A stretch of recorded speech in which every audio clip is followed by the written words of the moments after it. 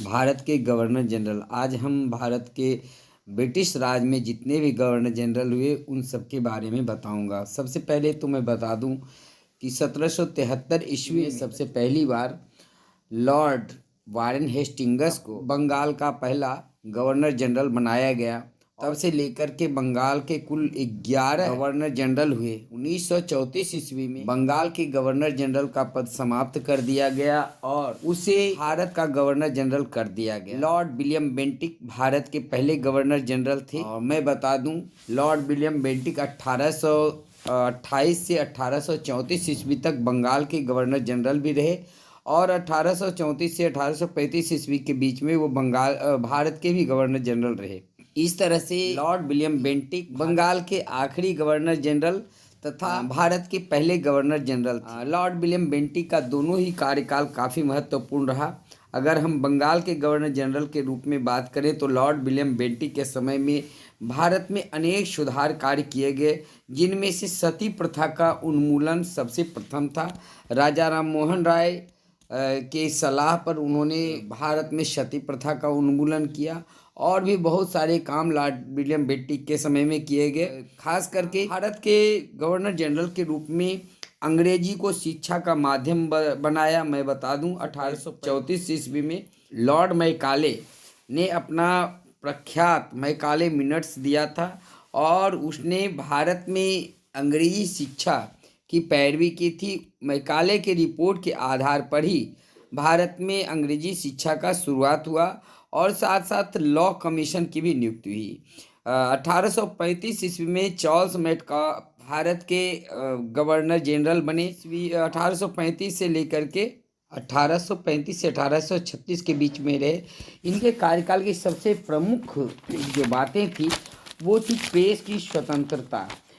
Lord Charles Metcalfe को भारतीय press का मुक्तिदाता कहा जाता है। इन्होंने अपना प्रसिद्ध प्रेस कानून के माध्यम से स्थानीय भाषा के प्रेस पर सभी तरह के प्रतिबंध को हटा लिए थे। इसके बाद लॉर्ड ऑकलैंड 1836 से 1842 तक भारत के गवर्नर जनरल रहे। इनके समय की सबसे प्रसिद्ध जो घटना थी वह प्रथम अफगान युद्ध था, आंग्ल अफगान युद्ध। लॉर्ड एलिनबरो 1842 से 1844 ईस्वी तक भारत में रहे। इनके समय की सबसे प्रमुख घटना सिंध का अंग्रेजी राज्यों में विलय था। इसके बाद पांचवें गवर्नर जनरल के रूप में लॉर्ड हार्डिंग प्रथम। मैं बता दूं, लॉर्ड हार्डिंग के नाम से भारत में एक वायसराय भी हुए हैं जो 1910 से 1916 ईस्वी तक रहे हैं।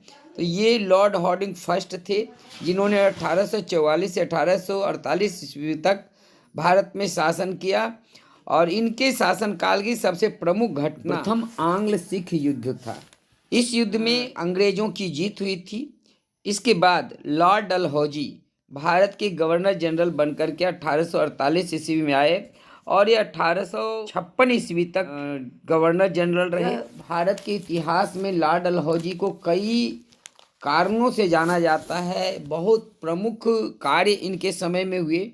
लॉर्ड डलहौजी के समय की सबसे बड़ी बात, भारत में पहली डाक सेवा नेटवर्क शुरू हुआ इनके समय में।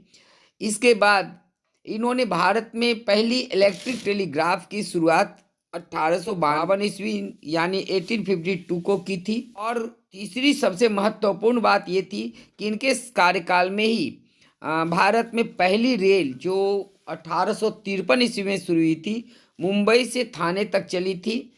इनके समय में बहुत सारे अच्छे कार्य भी हुए। मैं बता दूं, 1856 में विधवा विवाह कानून भी इनके समय में पारित हुआ था।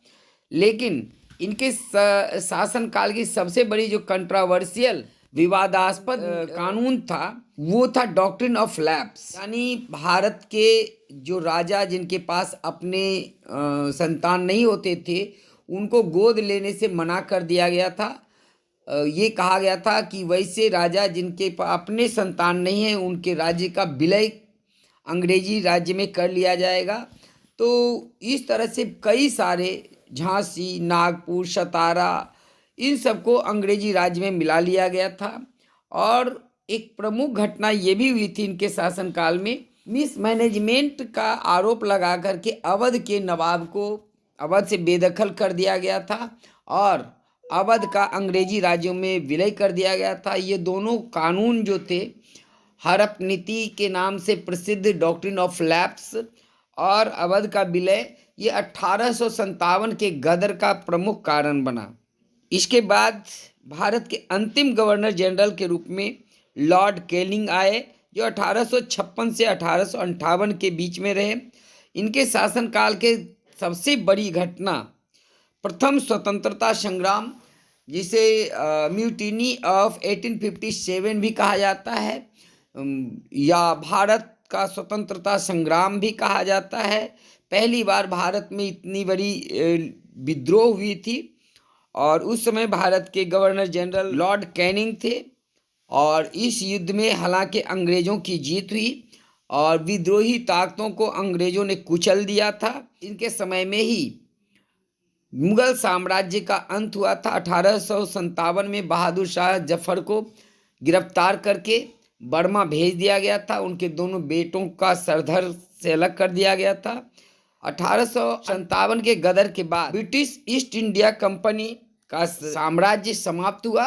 ब्रिटिश ईस्ट इंडिया कंपनी के शासन को समाप्त कर दिया गया और भारत के शासन सीधे इंग्लैंड की महारानी विक्टोरिया के अधीन आ गई, यानी क्राउन के अधीन भारत का शासन आ गया। और अब यानी सबसे बड़ी घटना थी ब्रिटिश ईस्ट इंडिया कंपनी के शासन का अंत होना। इसके साथ साथ कई सारे कार्य हुए। ये 1856 से 1862 ईस्वी तक भारत में रहे। कई सारे विश्वविद्यालयों की भी स्थापना लॉर्ड कैनिंग के समय में हुई। तो इसी के साथ इस छोटे से वीडियो में हमने भारत में जितने भी गवर्नर जनरल हुए उन सब के बारे में बता दिया। अगला जो हमारा वीडियो होगा वो भारत के सभी वायसराय के कार्यकाल पर आधारित होगा, जो काफ़ी महत्वपूर्ण है। अगर आप इन वीडियो को अच्छी तरह से देख और समझ लेते हैं तो सभी कंपटीशन के लिए ये काफ़ी महत्वपूर्ण साबित हो सकता है। जो कार्यकाल गवर्नर जनरल के थे, उनके जो कार्य हुए उससे संबंधित क्वेश्चन अक्सर एग्ज़ाम में पूछा जाता है। तो अगर आपको कहीं भी कोई प्रॉब्लम हो तो आप हमें बताएं, हम आपको आपके सवालों का जवाब देंगे। Thanks for watching, have a good day.